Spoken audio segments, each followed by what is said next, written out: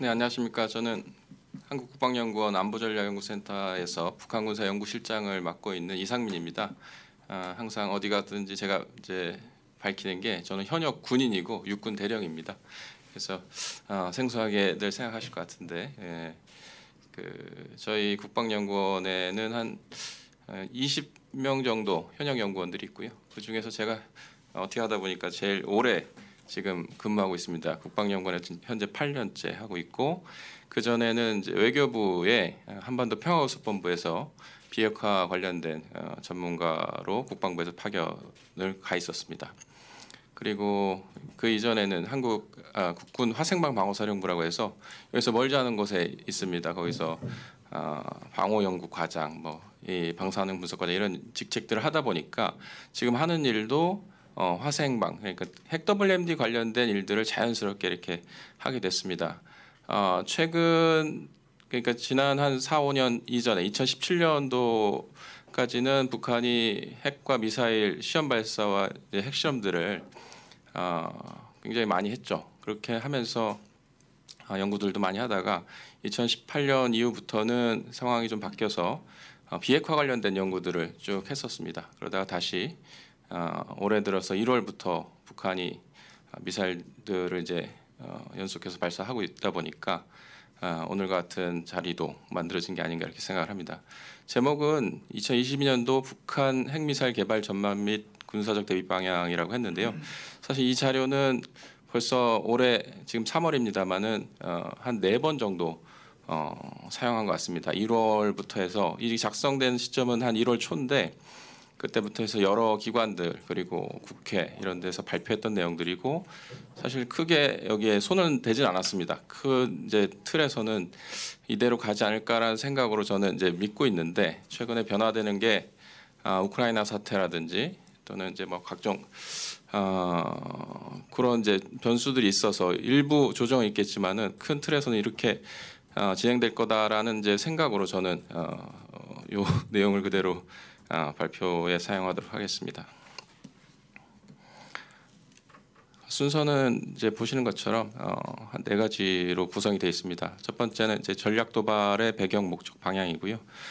그리고 이제 이렇게 하는 이유 중에 하나가 저는 국면 전환을 예상을 하고 위기를 고전시키고 있다라고 생각을 했기 때문에 그 시나리오 한 2가지 정도를 말씀드리고 거기에 맞춰서 어떤 식의 도발을 할 것인지를 말씀드릴 거고, 세 번째가 중요한데 최근 이슈화되고 있는 화성 17형의 개발이 단순히 탄도미사일의 개발 과정으로 보지는 않고 탄도미사일과 우주발사체를 병행해서 개발하고 있는 북한식의 어떤 전략이 있지 않을까 해서 그걸 좀 구체적으로 말씀을 드릴까 하고요. 마지막 부분은 군사적 대비 방향인데 군사적으로 할 이제 조치들이 많이 있을 겁니다. 그 중에서도 소개될 수도 있었지만 제가 방호 관련돼서 관심을 많이 갖고 있고 그다음에 EMP 방호의 중요성들이 점점 높아질 거라는 생각이 들어서 그런 것들을 중심으로 좀 말씀을 드릴까 합니다.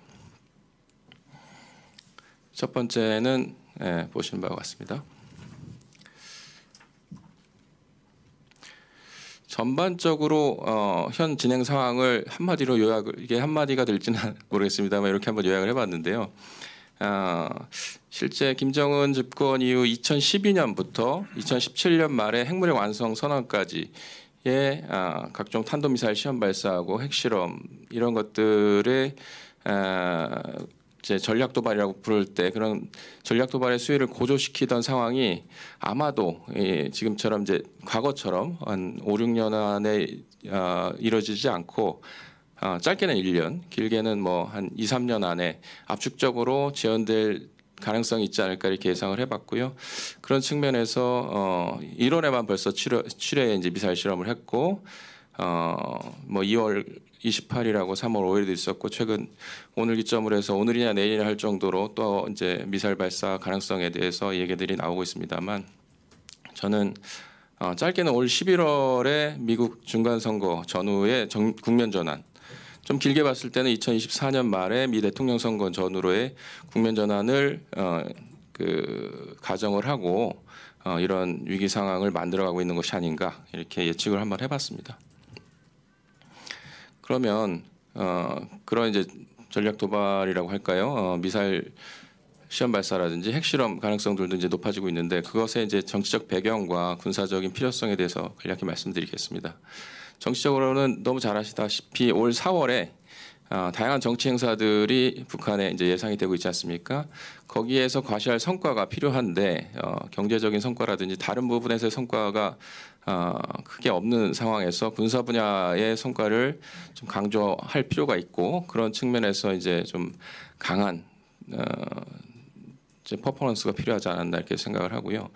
그런 과정에서 최근에 북한에서 이제 군사 위성 발사에 대한 언급이 높아지고 있는데 이 위성 발사 같은 경우에는 군사력 증강이라든지 정치적 홍보 측면에서 유리하기 때문에 반드시 할 거라고 생각하고요. 그게 이제 뒤에서 말씀드린 탄도미사일하고 우주 발사 병행 개발에서 어떻게 이 상호 효과가 있는지 상호작용을 하는지를 좀 자세히 말씀드리겠습니다. 그리고 현재 우크라이나 사태 때문에 약간 관심도가 떨어진 것처럼 보이지만 저 개인적으로는 우크라이나 사태가 미중 전략 경쟁 구도 하에서 이루어지고 있다라고 이렇게 생각을 하고 있고요. 그런 상황에서 현재 이제 유엔에서 러시아에 대한 어떤 제재라든지 이런 것들이 결의라든지 이런 것들이 쉽게 이루어지지 않고 있는데 이런 미중 간의 대립 또는 러시아 중간에 껴 있습니다. 아마 이런 상황에서 북한이 이런 전략 도발을 하더라도 어떤 제재의 가능성이 높지 않겠다 이런 생각을 하고 있지 않을까 생각을 하고요. 그래서 어떻게 보면 화성 17형을 저는 좀 뒤쪽에 올 후반기 쪽에 발사하지 않을까 이렇게 생각했다가 지금 우크라이나 사태 때문에 좀 앞쪽으로 당긴 이유가 현재 유엔의 상황이 녹록지 않다 보니까 지금 시점을 활용해서 일찌감치 화성 17형을 발사하려고 하는 것이 아닌가 이런 생각도 좀 들었습니다. 군사적으로는 북한 입장에서는 지금까지 전략핵 중심의 개발이었다고 하면 앞으로는 전술핵과 전술핵 개발이 필요하고 그리고 재래식 군사력에 있어서도 현대가 필요한 상황이기 때문에 지금 같은 행동을 하고 있다라고 보는데요. 2017년 11월 29일에 핵무력 완성 선언을 했습니다만 사실 군사적으로 보거나 기술적으로 봤을 때 대미 최소의 핵 억지력 구현을 하기에는 좀 부족하지 않나 이렇게 생각을 하고 있습니다. 그 이제 배경에는 뭐 여러 가지 있겠습니다만 결과적으로 봤을 때 화성 17형을 북한이 만들어서 공개했다고 하는 것 자체가 이미 본인들이 얘기했던 17년도의 핵무력 완성이 불완전하다, 완성이 아니다. 이건 정치적인 선언이다라고 이렇게 의미하는 그런 행동이 아닌가 생각이 들고요.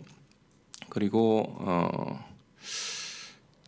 그렇기 때문에 이제 북한 입장에서는 핵물질, 그러니까 고농축 우라늄, 플루토늄, 그다음에 중수소하고 삼중수소 같은 이제 핵융합 물질들의 생산량 확대가 필요하고. 그리고 실제 전장에서 사용할 수 있는 작동 가능한 전술핵 개발도 필요한 상황이 아닌가 싶고요. 그리고 아시다시피 병력을 이제 북한은 병력 중심의 재래식 군사력이긴 한데 병역 기간을 복무 기간을 이제 줄이다 보니까 그 부분 부족해진 군사력에 대해서 현대화된 무기 체계로다가 보충을 하려고 하는 그런 이제 군사적인 필요성이 있지 않았나 이렇게 생각을 해볼 수 있었습니다. 그래서 지금 말씀드렸던 세 가지인데요. 하나는 재래식 핵과 관련돼서는 이 순서가 전술핵, 전략핵 그리고 재래식 이렇게 세 꼭지로 말씀을 드리려고 하는데 첫 번째가 작동 가능한 전술핵 개발이 필요한 상황이다. 이건 이제 군사적 활용성을 높이겠다는 얘기인데 지난 2019년부터 꾸준히 북한은 KN-23, 24, 25라고 하는 전술 유도 무기, 북한식으로는 전술 유도 무기를 개발해 왔고 거기에는 이제 소형 전술핵을 탑재할 수 있을 수준으로 보고 있고요. 그리고 미니 SLBM도 시험 발사를 했고 각종 이제 순항 미사일 종류도 현대화 시키고 있습니다. 여기에도 탑재할 수 있는 소형 전술핵 개발이 필요한 상황이고요.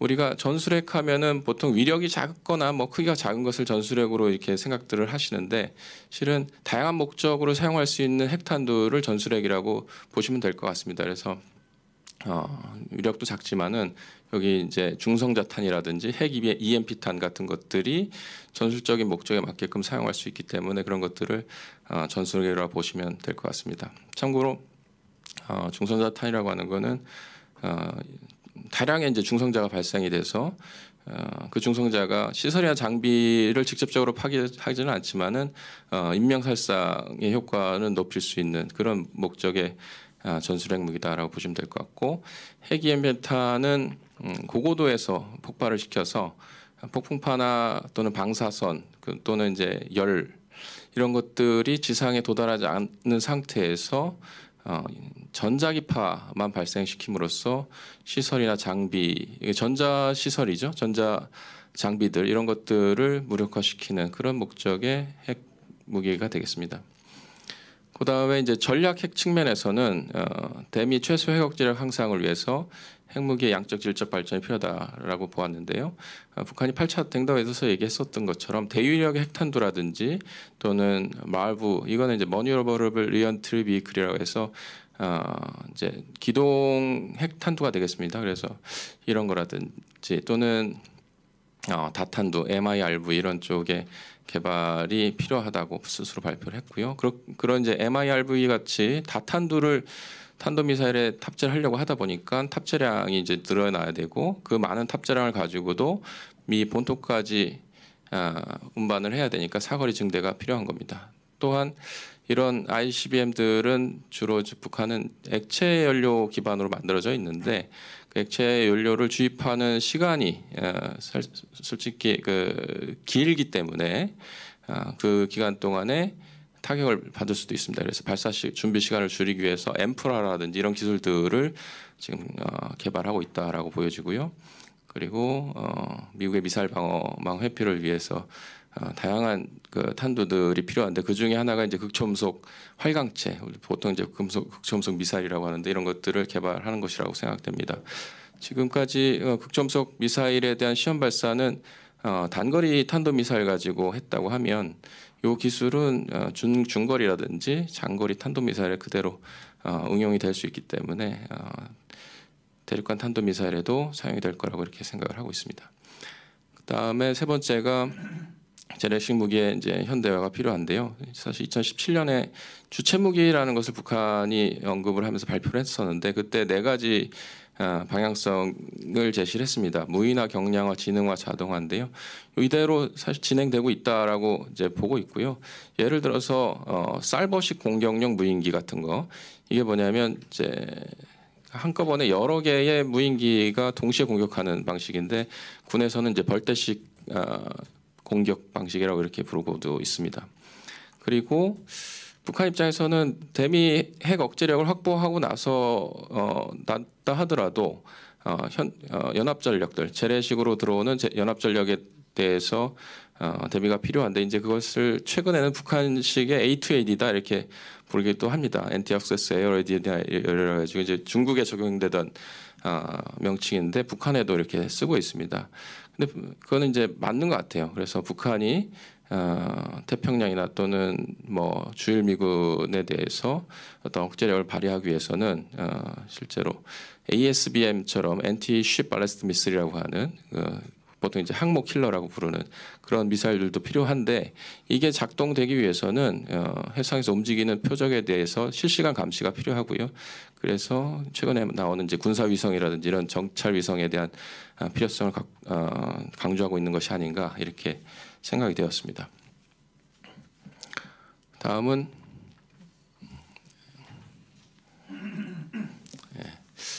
이제 국면 전환 시나리오 및 주요 전략 도발 예상에 대해서 말씀드릴 텐데요. 저는 이제 북한이 이렇게 위기를 고조시키는 이유가 언제까지 계속 위기를 고조시킨다기보다는 어떤 시점에서는 협상의 테이블로 나가기 위한 그런 준비 과정이다 이렇게 생각을 하고 있고, 그것을 이제 시나리오로 이제 말씀드리자면 두 가지 여기서 제시를 하고 있는데 올 후반기에 11월 8일 경에 중간 선거가 있습니다. 미국의 중간 선거가 있습니다만 그 전후로 일어날 가능성하고, 그리고 이제 다음 이제 미 대통령 선거가 있는 2024년 이 시점을 바라보고 준비하고 있는 것이 아닌가 이렇게 시나리오를 상정해 봤습니다. 자세한 내용들은 이제 보신 바 같고요. 그래서 결국은 국면 전환을 위한 협상 카드 확보를 위해서 북한이 올해 이제 전략적 도발을 선택하는 것이 아닌가 이렇게 본 것이고, 크게 1차 도발, 2차 도발 이렇게 임의로 나눠봤는데요. 1차 도발 시점은 4월에 이제 정치 행사 일정에 맞춰서 인공위성을 발사하는 겁니다. 실제 다양한 정치 일정들이 집중된 4월에 이런 정치적인 군사적 성과 피력이 필요한 상황이고요. 그 8차 당대에서 국방과학 발전 및 무기체계 5개년 계획의 이제 성과를 이제 제시했고, 그거 측면에서 또 필요한 상황이고, 그리고 한국 신정부가 출범하는 시점, 그리고 미 중간 선거 앞에 협상력 제고 측면에서도 필요한 상황이라고 보고 있습니다. 또한 가장 필요한 대미 최소 핵 억제력 확보를 위한 ICBM 개발에 필요한 기술을 간접적으로 인공위성 시험 발사를 통해서 확보하려는 것이 아닌가라고 보았습니다. 두 번째 도발 시점은 9월경으로 봤는데요. 저는 이제 최근에 추가 핵실험 관련된 언론 보도가 있기 훨씬 전인 1월부터 이렇게 이런 얘기들 하고 있었는데, 그 당시만 하더라도 좀 과도한 평가 아니냐 이런 얘기가 있었는데, 최근에 지금 풍계리에 대한 조짐들이 발표가 되면서 이런 얘기를 좀 쉽게 할 수 있게 되었습니다. 아시는 것처럼 북한 6차례의 핵실험을 했었는데 5차와 6차 핵실험을 다 이제 9월경에 했습니다. 그래서 시점으로 봤을 때 9월이 나쁘지 않은, 핵실험 측면에서 나쁘지 않은 시점이기도 하고 해서 9월로다가 임의로 저는 이제 말씀을 드렸던 거고요. 아마도 4월에 위성 발사, 그러니까 은하 한 4호 정도가 되겠죠. 지난번까지 쐈던 게 은하 3호니까 은하 4호 위성 발사에 따라서 이제 추가 안보리 결의가 있을 것 같고요. 그것에 대한 반발 차원에서 할 거라고 예상을 했었습니다. 좀 지금은 그보다 앞서서 그 동향들이 보여지고 있는 건데, 저는 한 6월이나 7월경에 풍계리 핵실험장 복구 모습들이 이제 관측이 될 거라고 생각을 했고, 8월부터 해서 핵실험 준비를 해서 9월경에 하는 이런 이제 시나리오를 한번 생각해 봤던 겁니다. 그러면 어떤 종류의 핵실험을 할 것인가라고 했을 때는 지금 북한에 이제 4개의 갱도가 있습니다. 그래서 1번 갱도, 2번 갱도는 사용하기 좀 애매한 상황인 것이, 1번 갱도는 이미 오염됐고 이제 2차 핵실험부터 6차 핵실험까지는 다 2번 갱도에서 실시를 했었습니다. 그리고 그 시점에 3번과 4번 갱도를 이미 구축을 하고 있었던 거고요. 그래서 조금만 보완을 하면 3번, 4번 갱도도 사용할 수 있기 때문에 핵실험이 크게 어려운 상황은 아니라고 생각을 했습니다.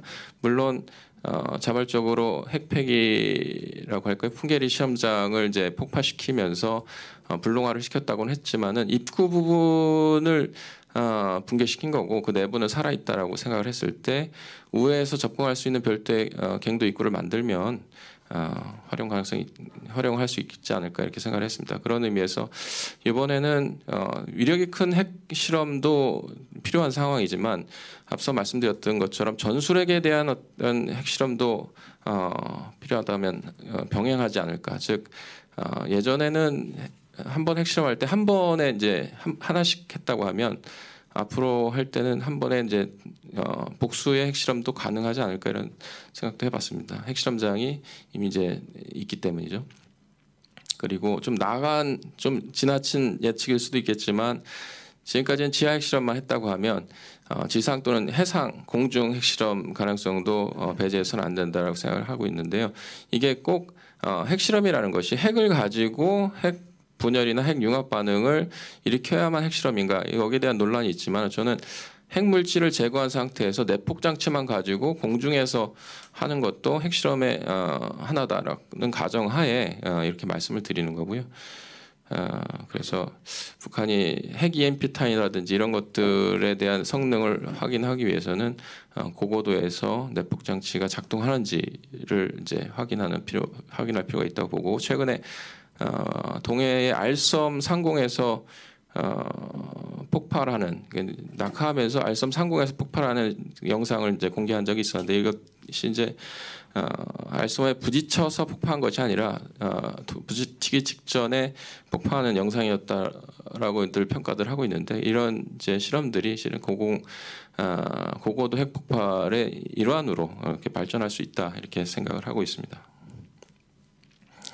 세 번째는 이제 오늘 제가 주로 말씀드리려고 하는 게 이거였는데요. 시간이 많이 지난 것 같지만 탄도미사일과 우주발사체 병행 개발 전략이라는 것을 말씀드릴까 합니다.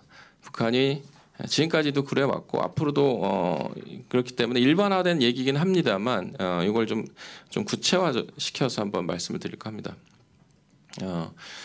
대미 최소 핵역제력 확보를 위해서 화성 17형 개발이 현재 필요한 상황입니다. 왜 그런가 하면 화성 15형이 2017년 11월 말에 핵무력 완성을 선언할 때 이제 직전에 쐈던 ICBM인데, 이것만 가지고는 핵탄두를 딱 한 개만 탑재할 수가 있습니다.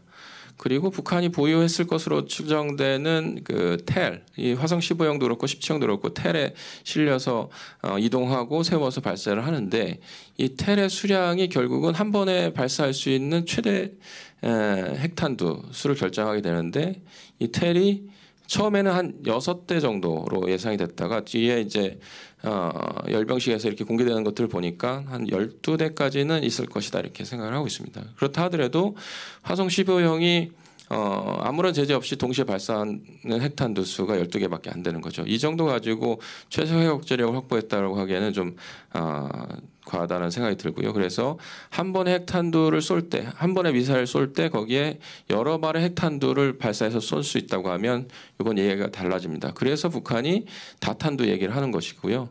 이 다탄두를 탑재할 수 있는 ICBM으로서 화성 17형을 개발해서 공개한 것이다, 이렇게 보고 있습니다. 그리고 8차 당대에서도 다탄두에 대한 언급을 했고 그런 것들을 탑재할 수 있는 탄도미사일 개발하기를 이제 명령을 했죠.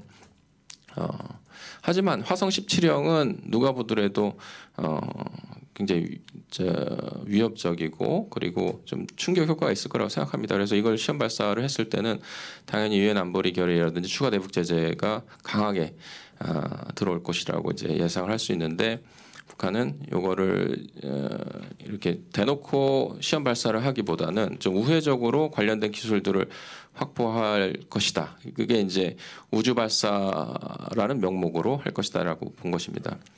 그래서 만약에 이제 은하 4호라고 가정하면 은하 4호의 1단 로켓, 1단 추진체의 화성 17형의 1단 부분을 이제 사용할 수 있는 것이죠. 그리고 이 우주 발사를 하고 나서 이제 위성이 거기서 이제 분리가 되는데요. 그 위성을 예전에는 하나씩, 그러니까 은하 3호의 경우에는 은하 3호 한 발에 한 개의 위성이 이제 실려서 올라왔다고 하면 앞으로는 여러 개의 위성, 이게 이제 그 북한뿐만 아니라 우리나라도 그렇고 전 세계적으로 추세입니다. 소형 또는 초소형 군집 위성을 발사하는 것인데요. 이 기술이 어떻게 보면 다탄두 기술에 그대로 응용이 될 수가 있다라고 보고 있습니다. 그래서 은하 4호에 만약에 소형 군집 위성을 탑재를 해서 발사를 하게 되면 화성 17형에 필요한 1단 추진체 기술, 물론 2단이나 3단에 관련된 기술이라든지 단분리 기술 이런 것들도 실험하게 되는 건데, 그 부분은 이미 이제 어느 정도 확보됐다고 보고 있고, 지금 부족한 게 1단 추진체에 대한 신뢰성인데 그거에 대한 신뢰성을 확보할 수 있다라고 가정한 거고, 그 다음에 화성 17형은 단지 그 무거운 핵탄두 또는 여러 개 핵탄두를 우주 공간으로 쏘아 올리는 그런 것만을 필요로 하는 것이 아니라 여러 개 핵탄두를 분리해서 재진입시키는 그런 기술들이 필요하기 때문에 그거 관련된 대기권 재진입 기술들을 간접적으로 그 시험하는 그런 효과도 있을 것이다 본 것입니다. 또한 지금까지 이제 액체 추진 미사일에 대한 말씀을 드렸다고 하면 북한 입장에서는 고체 추진 ICBM도 필요한 상황입니다. 궁극적으로는 그렇게 가야 되는데 이런 기술들을 현재는 고체 추진 로켓 미사일은 북극성이라는 이름을 붙여서 SLBM에 주로 사용을 하고 있는데, 그 이제 직경을 좀 늘리는 쪽으로다 개발을 해서 이것도 우주 발사체에 적용이 가능합니다. 이건 이제 좀 생소하실 수도 있는데 중국 같은 경우에 2019년과 20년에 서해상에서 해상에서 로켓을 쏘아서 인공위성을 발사를 했습니다. 그때 사용했던 로켓이 중국의 ICBM인 고체 추진 ICBM인 뚱펑 31A입니다. 그러니까 그런 기술들이 고체 추진 로켓이 해상에서 사용된다고 하는 것을 이제 중국이 보여준 건데요.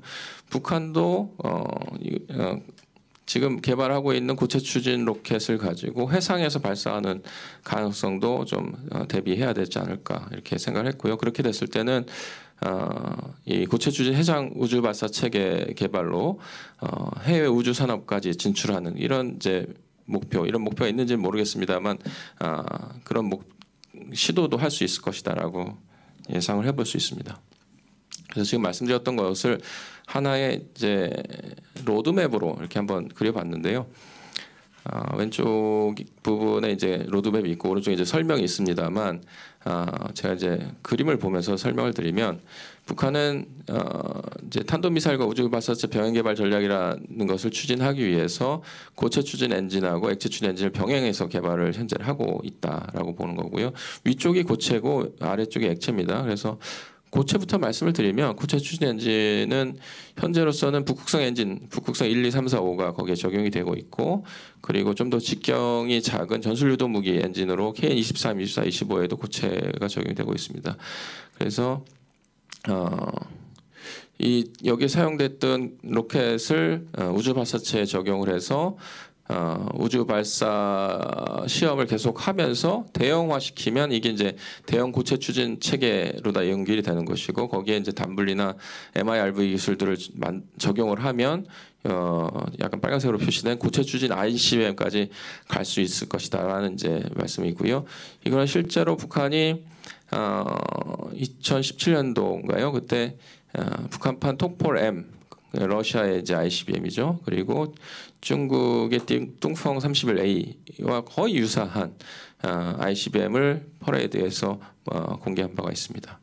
그게 이제 최종 목표가 아닐까 이렇게 생각을 하고요. 아래쪽에 보시면 액체 추진 엔진 개발은 실은 스커드 엔진부터 시작해서 쭉 진행해 오다가 이게 엔진 추력에 있어서 한계가 있기 때문에 북한은 오래전부터 백두 엔진이라고 하는 것에 이제 눈독을 들였고 그걸 결국 성공한 것은 2017년 초입니다. 2016년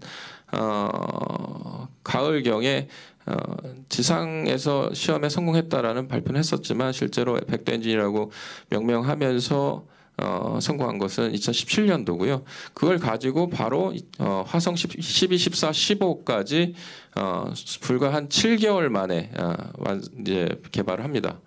그리고 나서 2020년도인가요? 그때 북한이 화성 16형의 모형을 이제 공개했었는데 이게 이제 16형이 아니라 나중에 전람회에서 보니까 화성 17이라는 이제 이름으로 붙어서 나왔는데 어찌됐든 북한은 스커드 엔진부터 백두 엔진으로 이렇게 이어져 왔고 그 기술들이 이번에 만약에 동창리에서 우주 발사체에 적용된다고 하면 액체 추진 우주 발사체 이제 성능이 급격하게 발전하게 될 것인데 그러면 앞서서 이제 고체 추진 ICBM이 최종 목표라고 했는데 그러면 이런 것들은 어떻게 되는 것이 어디다 쓰는 거냐라고 이제 의문을 가질 수도 있는데요. 저는 북한이 이것을 이제 상업용 인공위성 개발에도 쓰고 그리고 군사용 정찰위성에도 쓸 거라고 생각을 합니다. 그래서 액체 추진 로켓은 당분간은 북한의 이제 화성 17형을 통한 ICBM으로서 역할을 하겠지만 향후에 고체 추진 ICBM이 완성이 되면 그 이후에는 군사위성 발사용으로다가 전환이 되지 않을까 이렇게 생각을 해보았습니다. 이제 군사적 대비 방향은 사실 오늘 요구받은 사항은 아니었는데요. 제가 간단하게 어떤 내용이라는 말씀만 드리고 질문이 있으면 거기에 답변하는 식으로 이제 진행을 했으면 좋겠습니다. 저는 한국형 방어 전략의 이제 제가 만든 이름입니다만 필요성을 좀 말씀을 드리고 싶은데요. 북핵의 완성이라고 할까요? 북핵 위협이 점점 이제 고도화되고 있는 와중에 우리의 선택은 실은 지지난 정부에서도 지지난 정부에서 삼축 체계라고 했고요. 지금 현 정부에서는 핵 WA 대응 체계라는 이름으로 발전이 되어 왔는데 실제 그걸 이제 쉽게 말해서 3K라고 불러왔습니다. 킬체인, KMD, KMPR 이렇게 했고 지금 정부에서 다른 이름으로도 부르기도 했습니다만 쉽게 설명하기 위해서 그냥 3K로 말씀드리자면 이 3K는 제일 취약한 것이 방어입니다. 그리고 북한 입장에서 봤을 때는 이 3K를 최우선적으로 이제 제거해야 되는 게 그들의 생존에 필요한 거죠. 그렇기 때문에 기습적으로 우리 삼축 체계에 대해서 어떤 그 타격을 가할 텐데 이게 쉽지만은 않습니다. 뭐 예를 들어서 공군 비행장이라든지 뭐 지휘소 시설들이야 이제 위치가 정해져 있으니까 쉽겠지만 우리의 이제 현무 체계들은 위치들이 이제 계속 이동하고 있고 그리고 전국에 분산되어 있기 때문에 그걸 동시에 타격하기는 쉽지 않습니다. 하지만 북한이 핵 EMP탄을 사용했을 때는 그렇지 않습니다. 핵 EMP탄을 사용하면 우리 방어력이 지금 부족한 그 EMP 방어에 대한 말씀입니다만 EMP 방어가 잘 안 돼 있는 우리의 삼축 체계들이 동시에 피해를 볼 수가 있습니다. 그래서 우리가 지금 당장 시급한 것은 이 삼축 체계의 방어력, 특히 EMP 방어력을 좀 높일 필요가 있다라는 말씀을 오른쪽에 이제 3K 곱하기 P라는 이제 식으로다가 이제 강조를 하고 있는 건데요. 이거는 P가 제로면 곱하기이기 때문에 3K도 결국은 제로가 될 수밖에 없다. 이런 이제 말씀을 드리려고 이렇게 했던 겁니다. 그리고 두 번째로는 이제 3K만 할 것이 아니고 우크라이나 사태에서도 보시면 알겠지만 우리 국가의 기반 시설 특히 전력과 통신 계통이 전쟁에서 우선적으로 파괴가 됩니다. 그래서 우리의 국가 기반 시설 중에서도 전력과 통신에 대해서 방어가 돼야 되는데 대부분 적용을 못 하고 있습니다. 그 이유가 선입견이 좀 있어서인데 비용이 많이 들고 그만큼의 효과를 발휘하기 어렵고 그리고 현실적으로 불가능하다 이런 생각 때문에 못하고 있는데 지금 기술들이 좋아지고 있고 또 잘못된 선입견들도 있기 때문에 그런 것들을 타파한다면 저비용 고효율의 경량 EMP 방어 체계를 적용할 수 있을 것이다 이렇게 말씀을 드리고 싶습니다. 그리고 끝으로 북한의 이제 우주 발사를 그냥 이제 우주 발사라 표현하기도 하고 장거리 미사일에 대한 시험 발사라는 표현도 하고 있습니다만 저는 헷갈리지 않게 우주 발사라는 표현을 쓰겠습니다.